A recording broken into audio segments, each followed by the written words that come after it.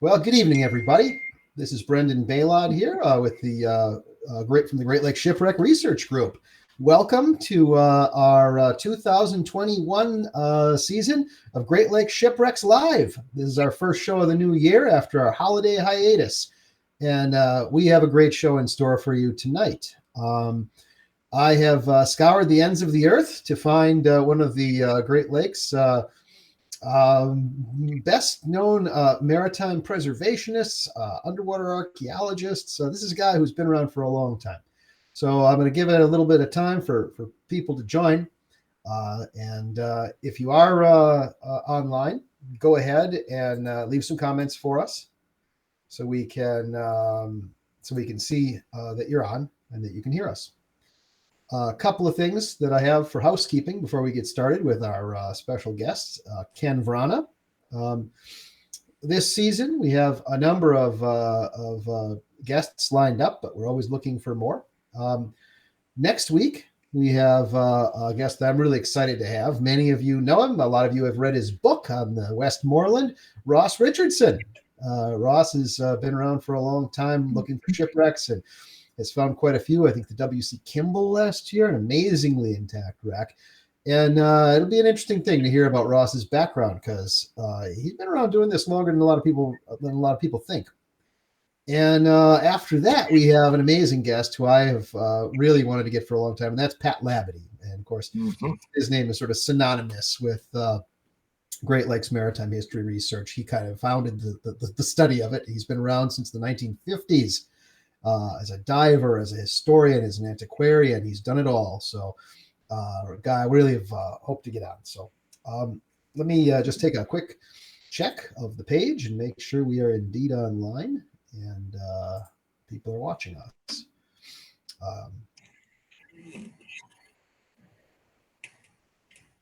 And a couple other things that I want to let everybody know about. We actually have a Zoom room tonight. So for those of you, okay, we've got some people chatting. For those of you who enjoy our Zoom rooms tonight at 8:30 Central Time, 9:30 Eastern, we will have a Zoom room with our guest, Ken Vrana. If you have any questions for Ken, you can feel free to type them in the chat room here, and we'll try to get to them in the Zoom room. So please join us for that. The link is posted up there in the Facebook on our Facebook group, and I'll also send them out to a few people. So welcome, who's from Green Bay? Welcome from Caledonia. Glad to see some people coming on. We'll get started here in about a minute. Couple other housekeeping things. The group is going along just fine. I appreciate all the posts from people who are doing interesting work on Great Lakes shipwrecks and on maritime history. The one constant battle I have is, people post their dive pictures of common shipwrecks that everyone's been to, in the underwater preserve system. I guess I don't mind that, but it's for research. We're trying to kind of push the envelope and break new ground. If you do want to post your pictures of your dive vacation to the Great Lakes, please write up some history. Is all I ask with the wreck, and explain what we're looking at and explain what's cool about it and what the history of the ship. I know a lot of people get enthusiastic when they're new to diving, but you have to remember that a lot of us have been diving those wrecks for 40 years. And so to us, it's just sort of, another picture of the Sandusky. All right. Let's get started with our program. I am really excited about our guest, Ken Vrana. Ken and I have worked together many times over the years on different projects. And I used to read his name all the time in things. All these old reports I'd see about shipwreck management on the Great Lakes. I first saw him when I was a young man. I saw his name in the book on Isle Royale Shipwrecks. It was all over it. And I was like, and he was a park ranger there. And I thought that was pretty cool. And then I started seeing his name on all these underwater archaeological studies, on these proposals for forming underwater preserves in the Great Lakes before there were any.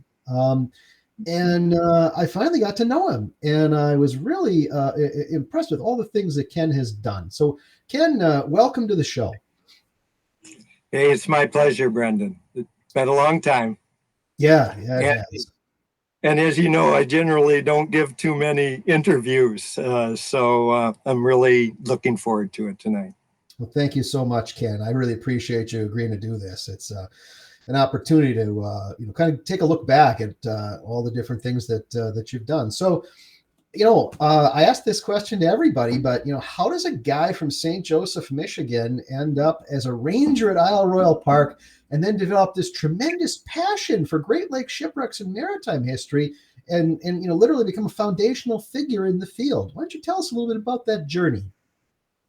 Yeah, I'm kind of trying to figure it out myself these days as I look back with a lot of nostalgia at times. But yeah, growing up, St. Joseph Benton Harbor, of course, was a very important port in southern Lake Michigan. And being exposed to a lot of the stories of shipwrecks and the maritime heritage, the Graham and Morton line that ran throughout Lake Michigan. Um, Basically, that was my first exposure to maritime heritage, interest in Great Lakes resources.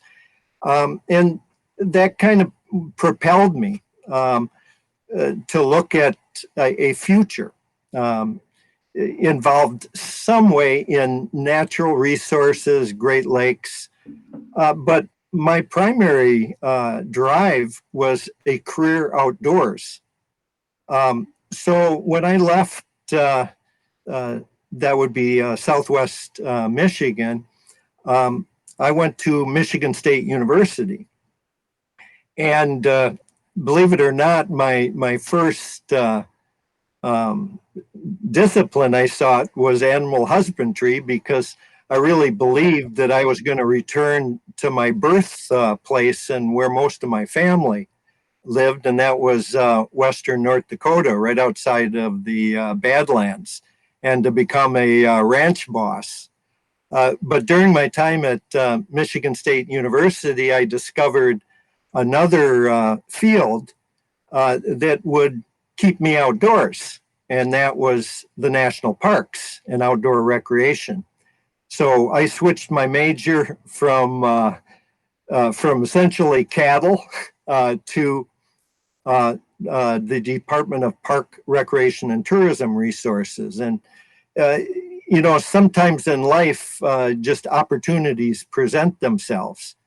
And my first job after leaving Michigan State with a degree was Isle Royale National Park. Well, Ken, let's talk about that a little bit, because Isle Royale, I mean, that's just sort of a magical place. I've been going there, oh God, for 40 years, and the shipwrecks out there are just amazing. But when you got there, they were thinking about removing them as industrial junk. They didn't even understand what they really were. How did you get involved in that, and how did you sort of steward that program out there? Um, well, again, an interesting transition. When I got to Isle Royale, my main attraction was just being a park ranger, and specific responsibilities and public safety. Watching out that folks are careful with campsites and the environment, and also interpretation of this incredible wilderness area in Northwest Lake Superior. But I was opened, my eyes were opened, I should say, to the underwater world at Isle Royale, because the park extends 4.5 miles from the island baseline.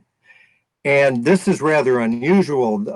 That's the largest federal area in the Great Lakes, where the National Park Service, as a federal agency, has exclusive jurisdiction to the submerged lands out to 4.5 miles. And of course, on those submerged lands were these shipwrecks.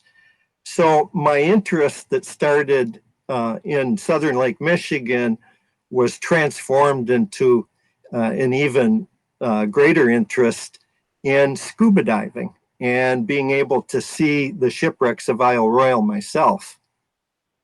So people were already out there diving for many years, but there really wasn't any, the island didn't do public interpretation. You got out there when, in the 1974, was it, Ken? 1976. 76. And I was certified as an open water diver in 1978. My open water dives were on the Algoma in springtime. So that was literally quite a shock. And the other, I think, substantive thing that happened at that time was the arrival of a superintendent, Jack Moorhead, that was a diver, and kind of mulled over the current situation of these wrecks, including past proposals to, as you say, literally dynamite some of the shallow wrecks as hazards to navigation. And Superintendent Moorhead basically said, wait a minute here. Shipwrecks are valid recreational environments.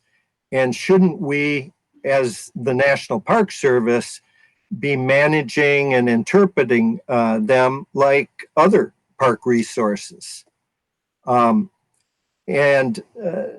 Superintendent Moorhead and then staff, including myself, started deliberating with the next question. Okay, we need to study these vessels and the maritime heritage in a more professional manner. And to be honest, some of the early issues in protection of wrecks were with National Park Service staff that were artifact collectors.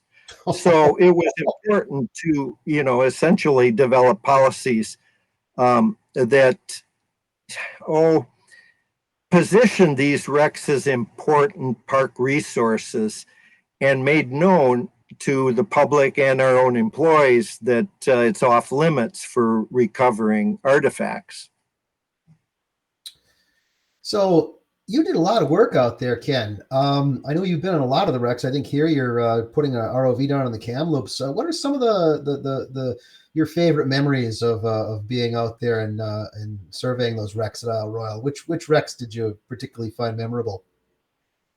Oh yeah, I mean it's really hard for me to pick favorites when the vessels at Isle Royale have all different identities and stories that anyone who has an appreciation of our Great Lakes maritime heritage find individually interesting.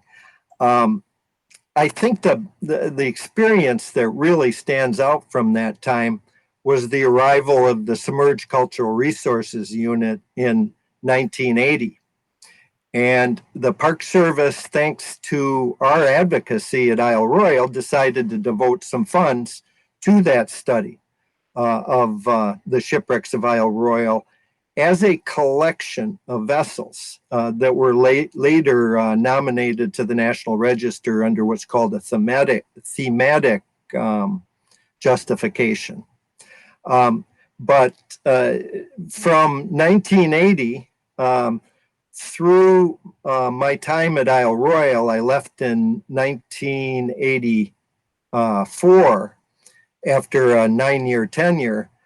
I was detailed to the Submerged Cultural Resources Unit. And again, what an eye-opener. And a lot of things in life have to do with timing. And I was one of 2 staff at the park at that time that were certified as divers. So the exposure and the work with the Submerged Cultural Resources Unit while I was a park ranger and a boat operator for them, that really brought me into the world of professional underwater archaeology. So you went all over the world with them, didn't you, Ken? I mean, that must have been some amazing experiences. Absolutely. I was hired by the Submerged Cultural Resources Unit in 1984 and continued the work on the study at Isle Royale, which, by the way, became the model for management of shipwrecks all over the National Park Service. It was the first study of its kind within the system on a systematic basis. So from 1984 through 1987, it was almost a 4-year stint. Yeah, I got to travel all over literally the United States and the Western Pacific, the trust territories of Micronesia, places like Palau, Rota, Guam, as well as parks throughout the United States, both the Atlantic and Pacific coast, as well as the Gulf.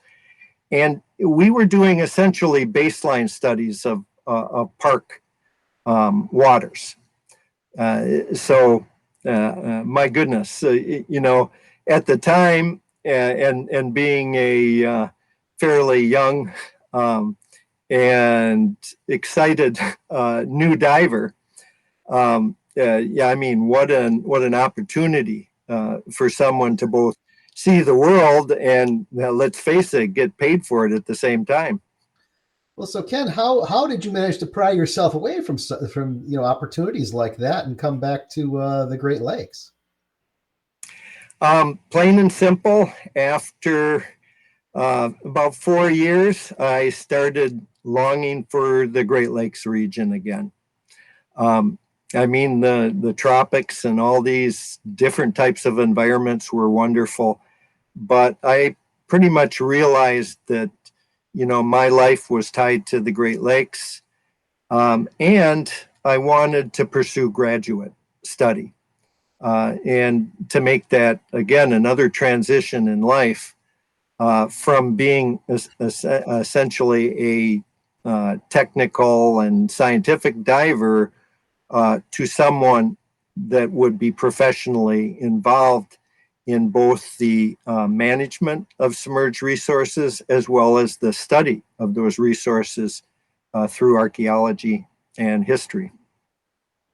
So when you came back, you got involved with the Michigan Sea Grant, and you started working almost immediately with what was then emerging, brand new at the time. The Michigan Underwater Preserve system had just been a thought. And you were in at the ground floor of that. Tell us a little bit about that time period of your life. Yeah, again, pretty exciting. I was the first research diving technician selected specifically for diving expertise while I was with the Submerged Cultural Resources Unit.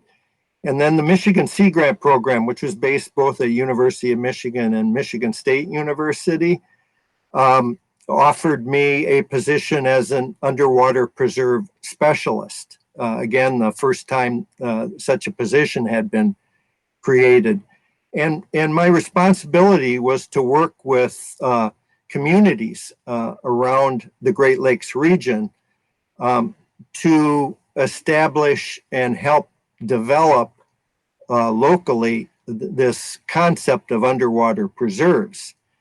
And just a special note here, Michigan State University deserves some credit because my old Department of Park, Recreation, and Tourism Resources was at the national forefront of that concept of underwater preserves and parks. So it really gave me another opportunity to help put essentially theory into practice. And that was a very, I would say, a very important point in my life, because it took me from simply viewing management of resources as a scientific pursuit to one of how do you integrate community needs in economic development through such things as dive charter operations. And the picture you have up front, I smile at, because that's Pete Lindquist at the Alger Preserve. I think he's on the Moore site with his first charter boat. So that takes me back some years.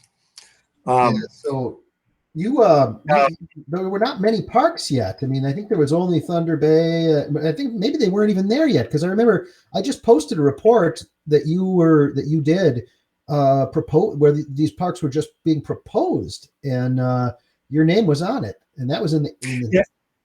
Yeah, initially the first two underwater preserves that were officially designated by the state of Michigan were exactly that: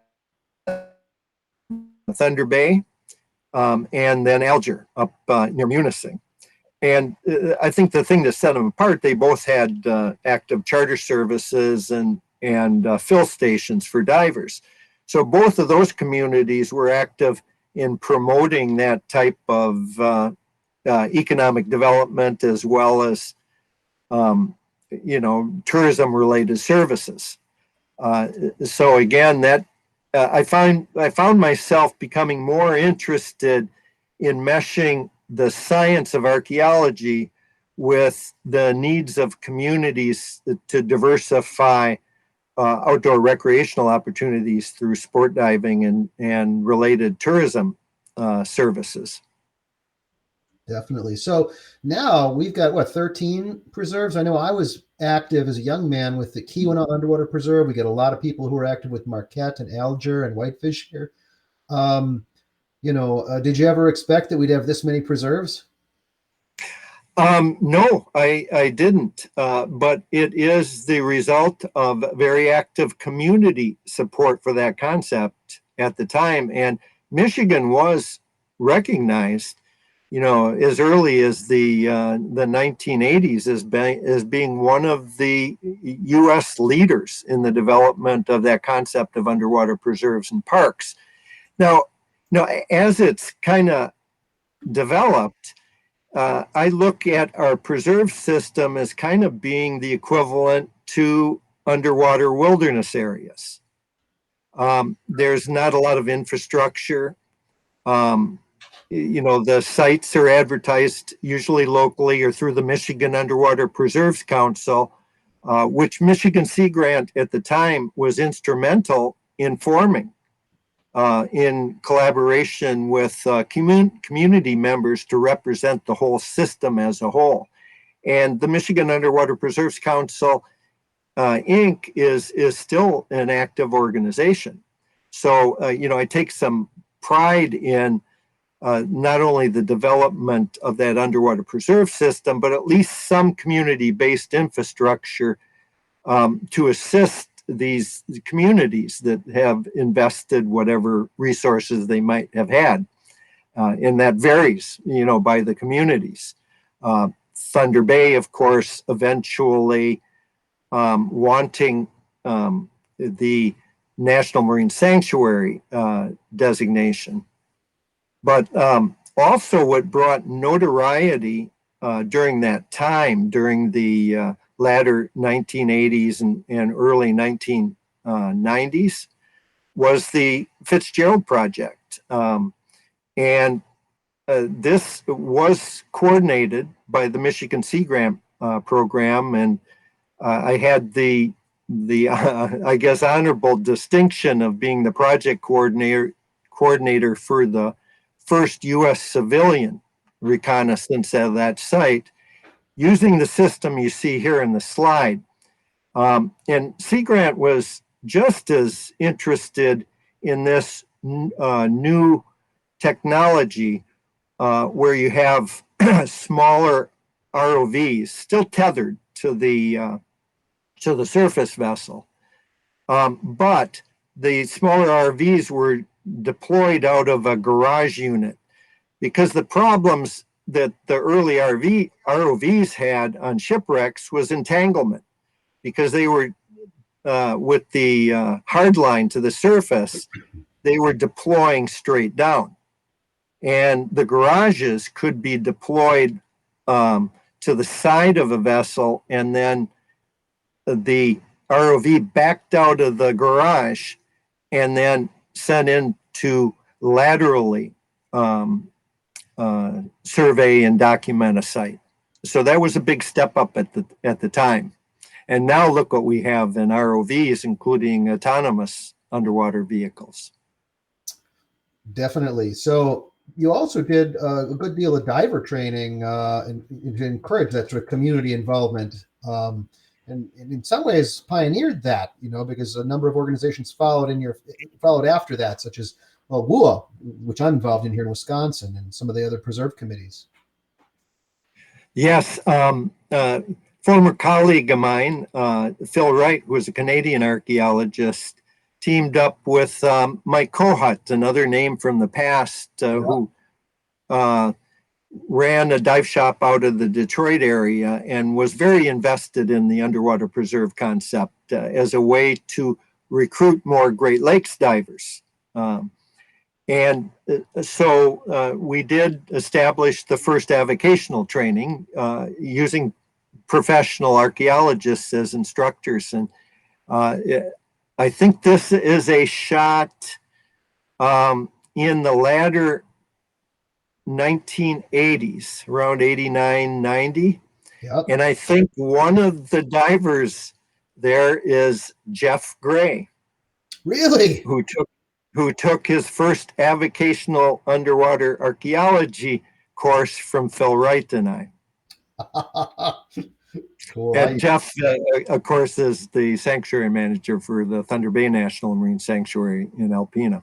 And he was our first, or not our first, but he was our state underwater archaeologist here in Wisconsin, where I got to know him quite well. Yep, I love that nostalgia.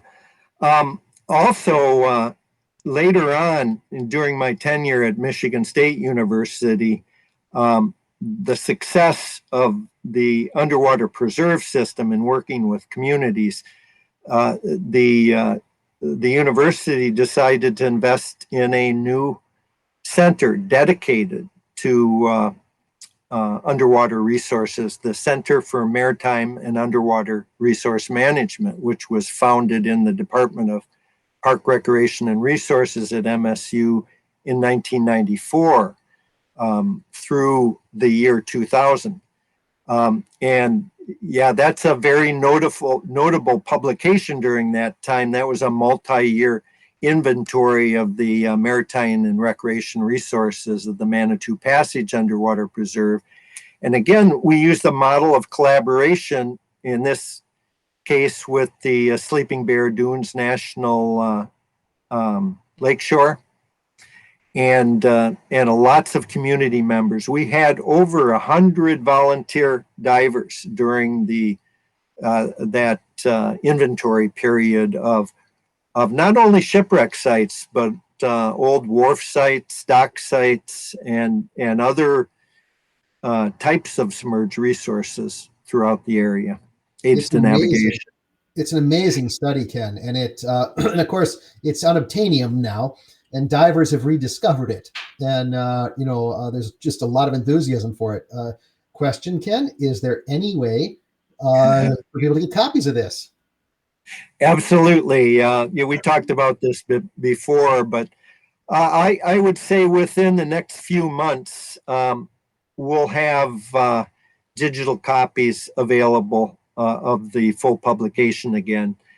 And check we still have the Center for Maritime and Underwater Resource Management. It is now a 501c3 nonprofit corporation. www.cmurm.org, and we're in the midst of basically renewing some of our project efforts, revising that website, and we'll put notices when that publication, as well as other past publications that we intend to reprint and make available. One in particular was published in 1993, and the title was Great Lakes Underwater Cultural Resources, Important Information for Sharing Our Future. Even though it has a 1993 date, I just scanned through it, and most of that information is still relevant today. Definitely. And this was the result of a regional conference, including stakeholders from province of Ontario, from all different perspectives of shipwreck management, sport diving, archaeology, and it kind of tied all those together and suggested how we might move forward in terms of making those shipwrecks more accessible to sport divers, how communities might tie more into tourism, and how we might best conserve and preserve the environment and shipwrecks themselves for use as the community needs them. It really is an excellent publication, the '93 one as well. I have it, and I remember when I first got it. One of the things I wanted to ask you about with this inventory here, Ken, a lot of these wrecks are being rediscovered, especially from outer space, as people start using Google Earth, and and people think they're out, they found these wrecks for the first time. And then when I was looking through your book, I'm like, oh no, they knew about this wreck back in 1995. And some of the documentation in this book is just excellent. The historical research, the underwater drawings. It looks like this must have taken a huge number of people to put this together. How did you put that large of a group together to do this sort of work? Well, it was a pooling of resources. I mean, there wasn't a lot of cash available, so there was a lot of in-kind involved from the sport diving community. Jack Spencer's dive shop. There was actually 2 dive shops there that were operating great guns at the time. Provided air fills. The National Park Service provided some transportation. A special note goes to Jed Jaworski, who at the time was director of the Northwest Michigan Maritime Museum. And you'll notice in that publication is credited with many of the line drawings of the shipwrecks. Just an excellent artist as well as maritime historian. There's a guy who would like to get on the show here too. Jed and I have met many times at the Aglama conferences. A great guy. Absolutely. So it was a pooled effort, and frankly, that's the way we got to continue getting these studies done. Is and particular in these days and times, we can't expect a lot of public funds to be available. So, we've got to work together in terms of private sector as well as public sector.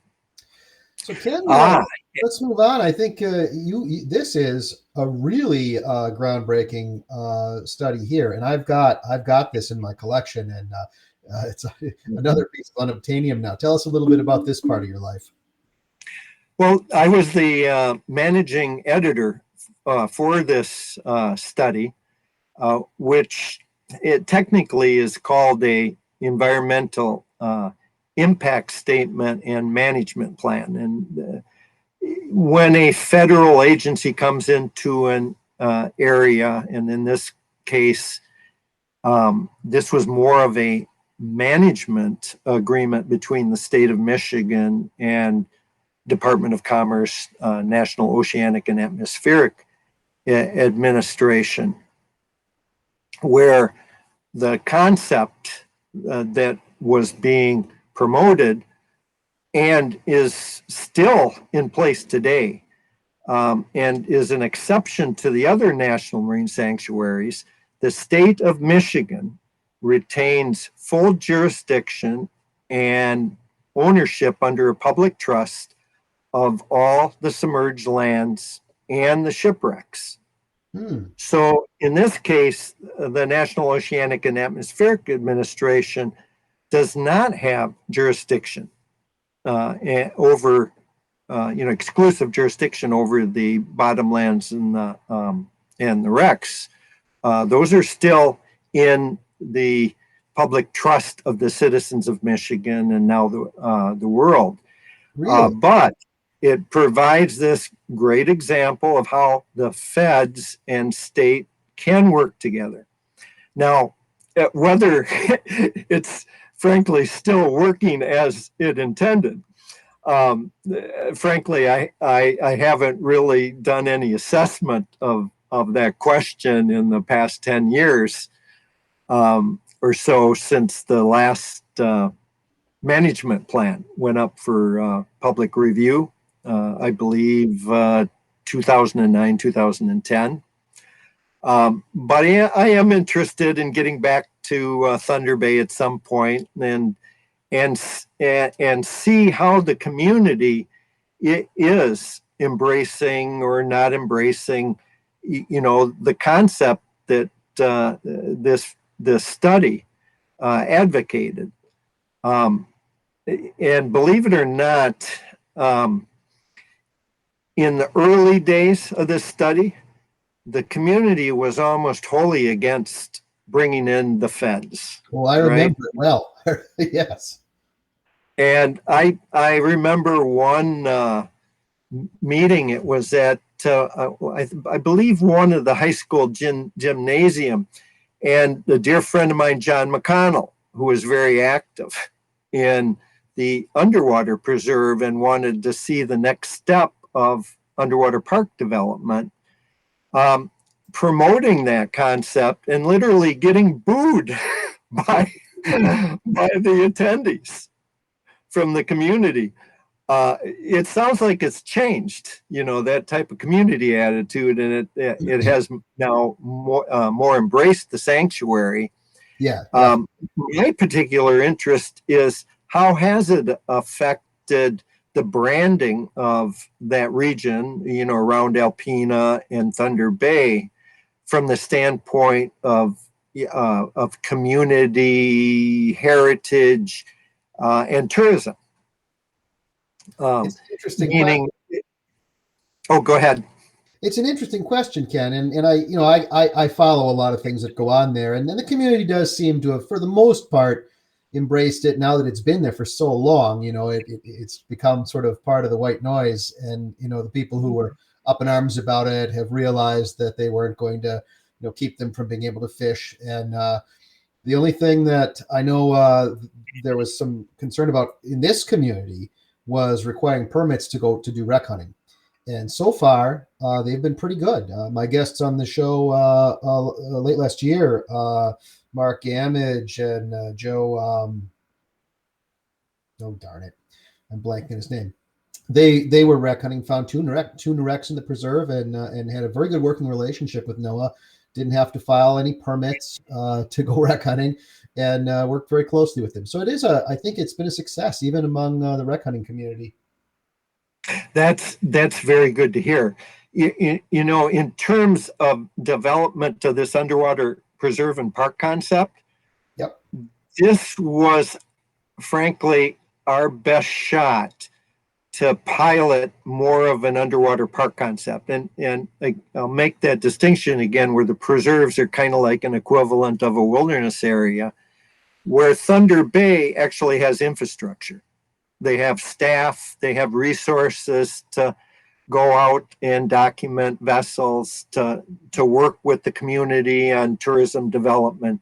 and that was the larger concept that my old Department of Park Recreation and Tourism was trying to model, was how can we go from kind of this preserve without a lot of infrastructure to more of a systematic approach to management of a regional area of vessels. So very important. Now I remember Mark Gamge and Joe Van Wagenen. They were the two fellows that I had on the show that found the Nightingale and the Augustus Handy off, in the northern part of the preserve. So anyway, let's move on to the next topic. So I know you did a lot of private consulting, and you also have done a number of other surveys. And this is one in particular that I remember when it was done back in 2004 on the New Orleans, really historic vessel in the Thunder Bay National Marine Sanctuary. Tell us about this. Yeah, that was a fun project too, because and I assume you have a full copy of this. If If not, I think I need to get you one. There's still a few originals left in my files. But because this was a fairly shallow water site with some historical significance, we tried basically a survey approach in documenting the site, as well as video recording and stills. And part of that was also to place the New Orleans in historical context with other sidewheel steamers of that era, and to share some of the stories of the shipwreck event, and then provide recommendations, not only for management, but interpretation and access by sport divers. And one of our, I think, key recommendations at that time is we've got lots of shallow water shipwreck sites throughout Michigan. And they're not necessarily the domain just for scuba divers. Many that are shallow and in warmer water can also provide recreational opportunities to snorkelers, to boaters that just basically want to hang over a site and maybe use some kind of viewing. Well, the paddleboard community is a huge thing now. There are more paddleboarders visiting these sites than there are divers. Exactly. And we thought that could also be a boon or an attraction for outdoor recreation, in addition to recreational divers. That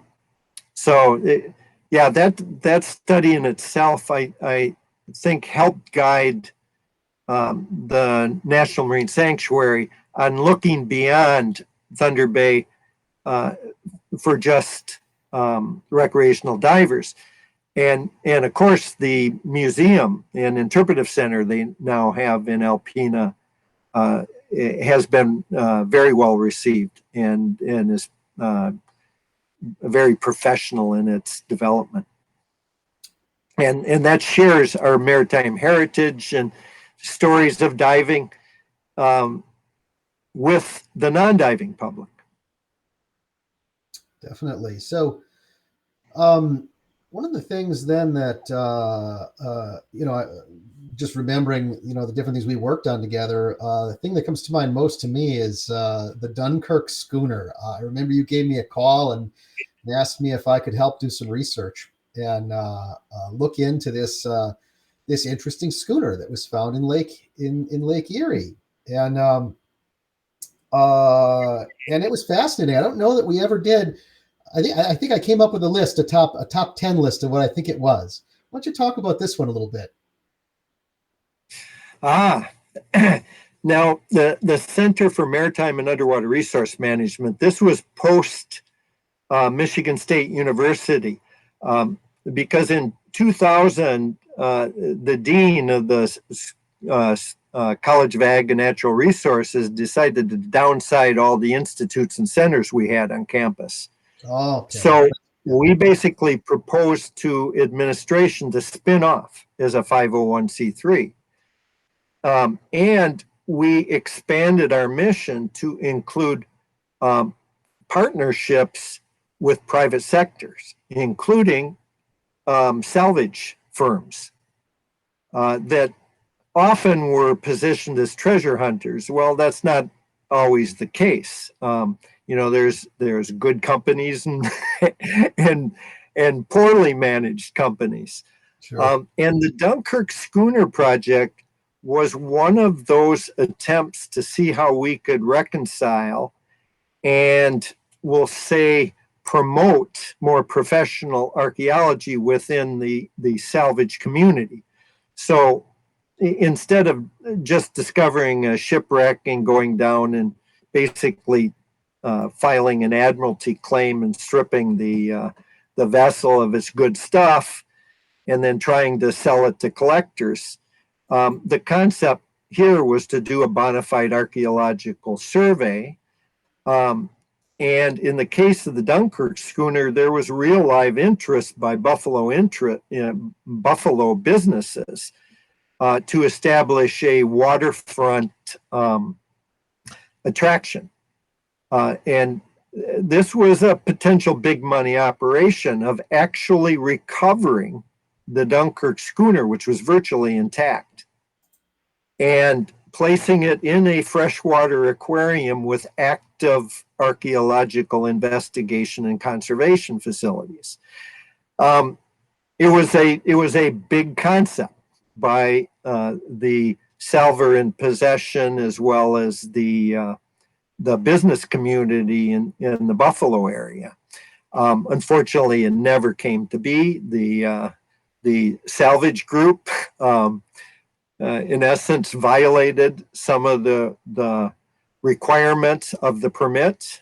And the permit, we actually obtained the permit on behalf of, this was Northeast Research, through the state of New York, the first such permit of its kind. I remember again that I identified this as the schooner Pennsylvania, and alternative candidates were the South America and the.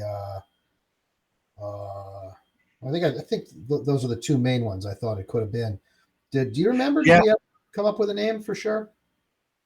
The Pennsylvania was our best bet, but what we needed to do in addition, and that's where it got sidetracked, is it could have been also a Canadian vessel.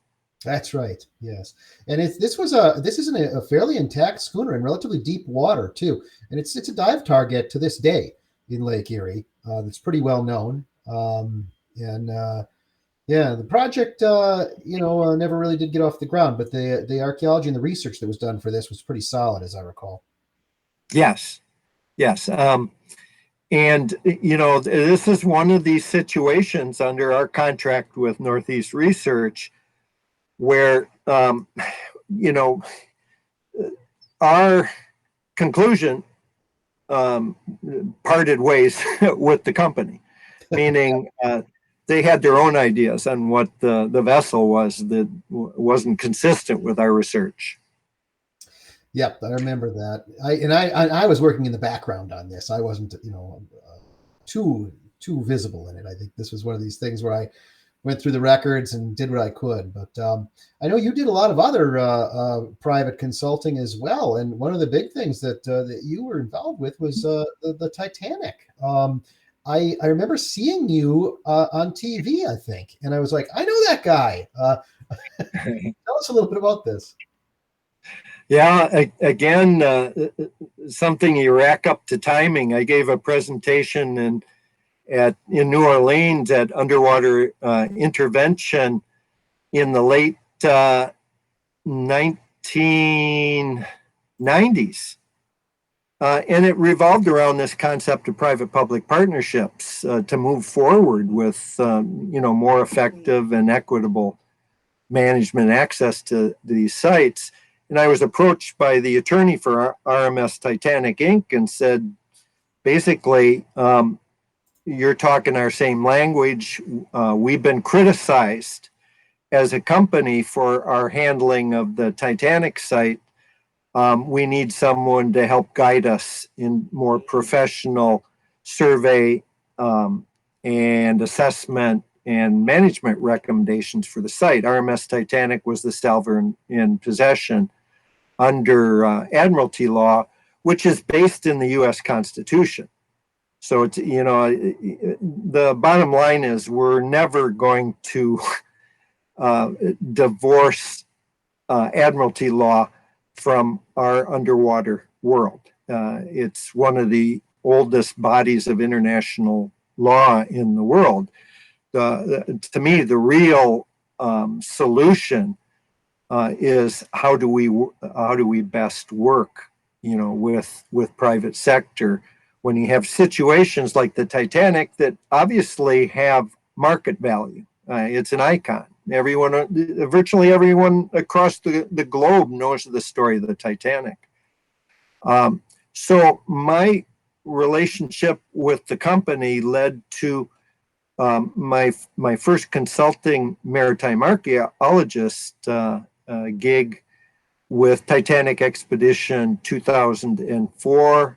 I was a consultant on the prior Expedition 2000, but the company got a lot of criticism for how they handled that. So 2004 was also the company's first use of deep water remotely operated vehicles on survey and selective recovery of artifacts that were then conserved and integrated into Titanic, the Artifact exhibit, which tours the world. It's a traveling exhibition that frankly provides the revenues for expeditions such as 2004 and Expedition 2010, of which I was the primary author of the research design for Titanic Expedition 2010, as well as the consulting archaeologist for the company. And my partner was P.H. Nargelet, who came back to assist on these projects. At the time, he worked for the French Institute of Exploration of the Sea, IFREMER, and was a deep water submersible and ROV expert. So the documentary you mentioned was based on the Titanic mapping project, of which P.H. Nargelet and I were the co-directors and are still the co-directors. And it's interesting. I've already forgot the title of that National Geographic portrayal. Anyway, sometimes it all blends together, right, Brendan? All of us can. But that hit the networks, National Geographic and Discovery Channel, in 2012, and it's still being repeated pretty regularly on the National Geographic Channel. I was also the consulting archaeologist for the first reconnaissance and documentation of the RMS Carpathia, which was the rescue ship for Titanic, if everyone knows the story. But a few years later, the Carpathia was torpedoed by a German U-boat in the North Atlantic out from the English Channel. So this is the crew, pretty much split up between U.S. and French explorers, undersea explorers, that completed that first reconnaissance. Very cool. So Ken, it seems like everything has sort of come full circle in some ways for you, and I know you've been working a lot on private-public partnerships, and and you're still heavily involved at Isle Royale now as the director of or the co-director of the Isle Royale Institute there. Tell us what you're up to these days and about some of your work in these private-public partnerships. Yeah, what a blessing to come back to the place you started your career.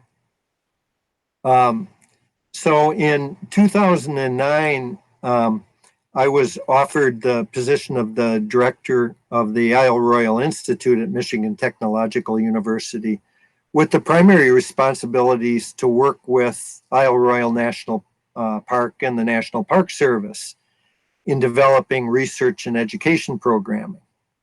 And it kind of gave me an opportunity to give back for the incredible experiences I've had through my life working in this field, which a lot of people don't have.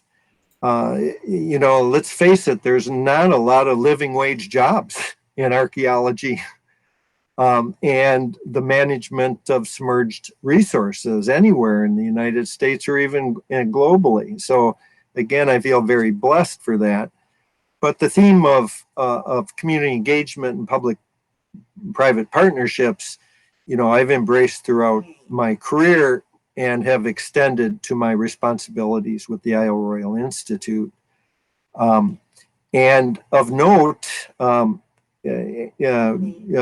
Peterson, who is known for his research of the moose-wolf dynamics at Isle Royale, and I work closely on a citizen science program called the Moose Watch program that brings people from all over the United States to literally spend 8 to 9 hard days in the backcountry collecting moose bones and research data for the Isle Royale Moose Wolf Project.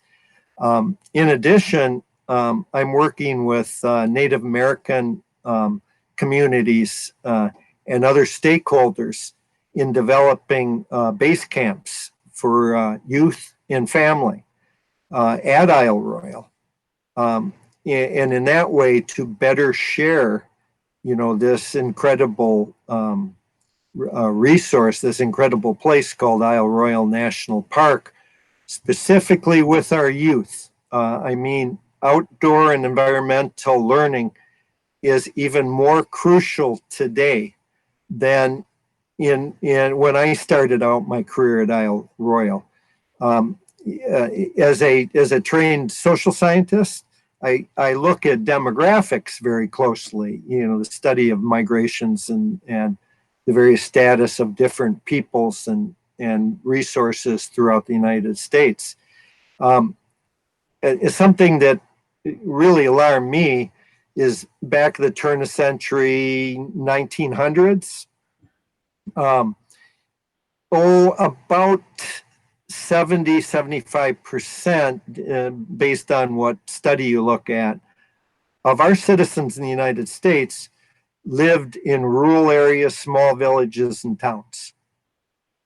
Within a little over 100 years, we have now reversed that. We are now a country of predominantly urban, metropolitan, and suburban residents. And so the scary thought to me is as the nation becomes more urbanized, we get farther away from the natural world, including the underwater world. So we need to develop a new constituency, and that's our youth. And frankly, that's how I intend to, continue my career as long as I have that time and a body that still works after, back surgery and a total hip replacement over the last couple of years. But that's where I intend to focus my work is in education, learning, specifically dealing with outdoor recreation and the natural and cultural world around us. So, Ken, one of the things that I know both of us are interested in is a couple of Isle Royale shipwrecks. One in particular that we've talked about is the Dagmar off Chippewa Harbor. No one's found it yet. It's a nice little, what would you call that boat? A kind of a supply boat excursion, little vessel. Of all the shipwrecks at Isle Royale, in my view, it's one of the most significant in terms of the actual history of Isle Royale. With the America, of course. The America was kind of the supply ship for many years for fishermen, resort visitors, and life leasees at the island. The Dagmar was similar on a smaller scale, but kind of a little supply boat. If you needed something, you got a hold of Ola Olafson or crew and say, hey, listen, can you pick this up in Grand Marais or Duluth? And it was kind of a traveling little supply vessel. So it has an intimate relationship to Isle Royale, as opposed to a lot of the larger casualties there. The Isle Royale was simply a hazard to navigation. So we're going to have to go look for it, Ken. It's going to be a tough find. A lot of people have looked. I know I've had a few guests on the show that have gone looking for it already. So, but I think enough people keep looking. Eventually, somebody's going to be able to pick it out from the rocks and the boulders on the bottom out there. Well, we should start wrapping up. It's about 8:00. Ken, thanks so much. It's been a real pleasure spending the hour with you and getting to know you a little bit better and learning about, really, frankly, some of the amazing things that you've done. I've always wanted to hear kind of the whole story. So it's been a great privilege to have you on the show. Thank you so much for joining us. Yeah, it's my pleasure, Brendan. Appreciate it, and I love thinking back. In fact, it stirred my memories. I honestly forgot on some of the work I did in the past. Reading back through some of those old publications, it was like, I did that. Yeah. But onward we go. I've had that experience. So a couple of housekeeping things. 8:30 Central, 9:30 Eastern. We're going to be having a Zoom room, and Ken will join us. So feel free to join us and have a fun conversation. Grab your favorite adult beverage. Go use the bathroom. Tonight's show will be uploaded to YouTube, to our YouTube channel. The Great Lakes Shipwreck Research Group is a private group, so you can't just share the post, but you can. I will be posting the YouTube link in our group, and you can share that YouTube video publicly wherever you want. Feel free to do so. And next week, please join us for Ross Richardson. Should be a great show. And the week after that, we'll have Pat Labadie. So should be a wonderful couple of weeks. And I've got a couple other people lined up too. So still working out the details. Thank you, everybody, for joining us. Thank you so much, Ken Vrana. And we'll see you all in 28 minutes in the Zoom room. Good night, everybody. Sounds great.